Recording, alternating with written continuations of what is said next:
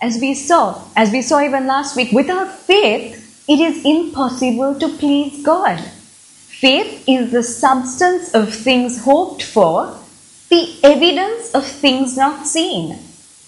And how we can have this kind of faith and believe in the Word of God and know that God will come through is when God gives us heavenly perspective.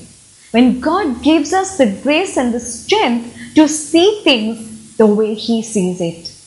And we can be assured that God will take us through. Yes, it is so important that we see through God's eyes. How do we do this? The first thing that we need to realize is that God has given us the power to accomplish everything that He wants us to accomplish. God has given us the power to have victory in whatever situation we are facing. We don't have to be people who are defeated. God wants us to experience victory. We are more than conquerors through Him. So the first thing is to understand and to know that we have been given this power to accomplish what God wants us to accomplish. In Ephesians chapter 3 verse 20, the Word of God says, "Now unto Him that is able to do exceedingly abundantly above all that we ask or think, according to the power that worketh in us." This God that we serve is able to do far more than we can ever ask or think or imagine. It is according to the power which is at work in us. Now you might ask, what is the use of, if God has the power to do it, do we need to even ask and think? You might be wondering, if God is able to do absolutely anything, even more than we can ask or think according to His power, which is at work in us, is it necessary for me to ask or think? The Word of God says, ask and you will receive. It is of absolute importance that we ask our Heavenly Father. Also, we need to be people of faith. The word think in this context is derived from the word ginosko, which means to know absolutely, to have knowledge, perceive, be resolved, be sure, understand. It means to have absolute confidence.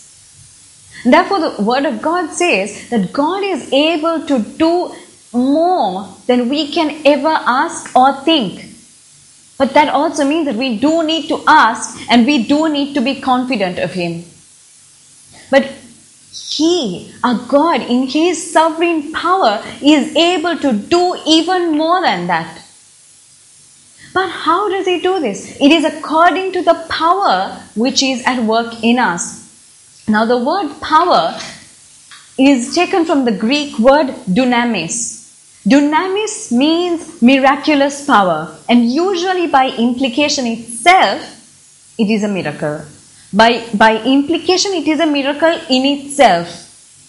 Think of some kind of a grenade object, power packed, where you just throw it into some place and then automatically comes this huge high-rise building. Or you throw it into your garden and there is an amazingly lovely tree filled with fruit and lovely branches with leaves. That is the kind of power we are talking about, not the power to destroy. Dunamis power is the power to build, construct, and accomplish. And you know what the Word of God says? He says that God is able to accomplish more than you can possibly comprehend or ask or think, according to this dunamis power which is at work in you.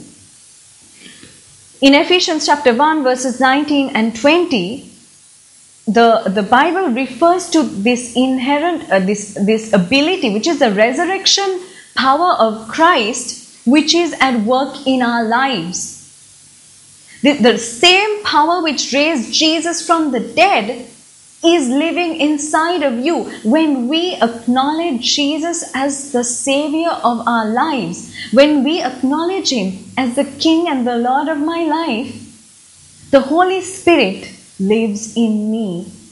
And that same power that raised Jesus from the dead now lives in me. And therefore, when Paul writes to the Ephesian church and says that God is able to do exceedingly abundantly more than you can ask or think, according to the power which is at work in you, we need to understand that this power, this miracle working power, is in us.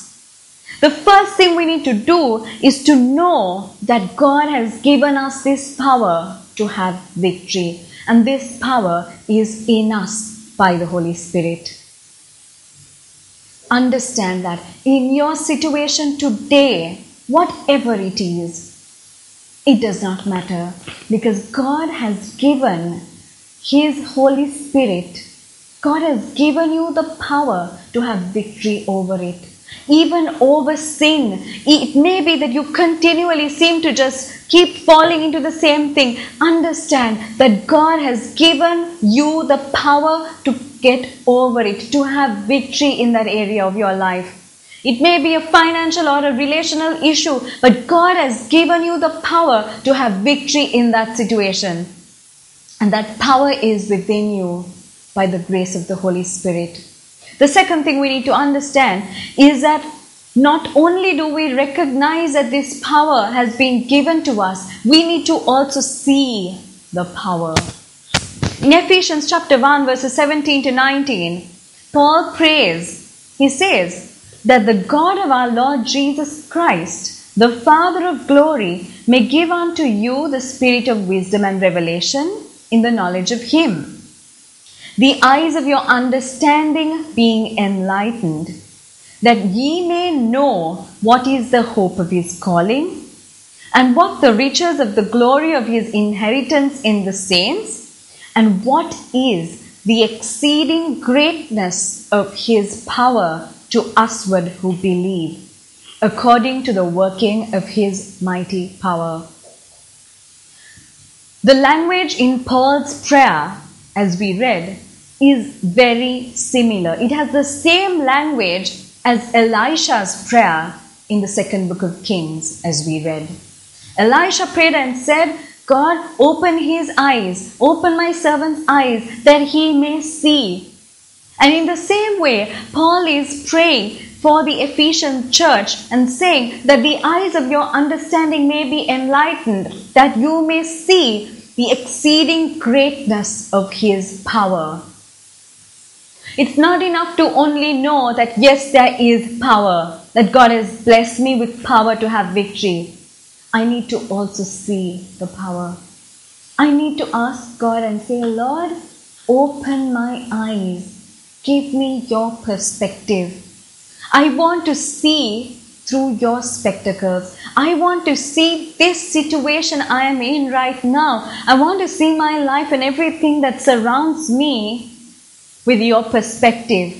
I want to see this power that you have given me in the spiritual realm. Open my eyes that I may see it, so that I can believe in you. The third thing we need to do is that we need to realize is that even to see this power, we need the Spirit of God. Even to see the power that is at work in us, we need the Spirit of God. In 1 Corinthians chapter 2 verses 9 to 10, the Word of God says, But as it is written, eye hath not seen, nor ear heard, neither have entered into the heart of man the things which God hath prepared for them that love Him. But God hath revealed them to us by His Spirit. For the Spirit searches all things, yea, the deep things of God. God has such great and amazing plans for us. He has plans to prosper you. Even in the situation you are in, God has plans to give you victory. You do not have to be defeated forever. But even for us to grasp these plans and to understand how God is working, we need the Spirit of God. And that's why the Word of God says, but God hath revealed them to us by His Spirit. Do you have the Spirit of God living in you today? Are you able to have heavenly perspective? Are you aware of the power of God which is at work in you? You know, the Spirit of God, as I said, comes to reside in us the moment I acknowledge Jesus as the Lord of my life. God wants to bless us with His presence throughout our lives. And when I acknowledge Him as the authority and say, Lord, you are the authority in this situation that I'm facing. You are the authority of my life. I acknowledge that you are my God. You are my Savior. I am saved from sin. I am saved from hell because of you and your love. I want your forgiveness. And when I make that decision, the Holy Spirit begins to live in me.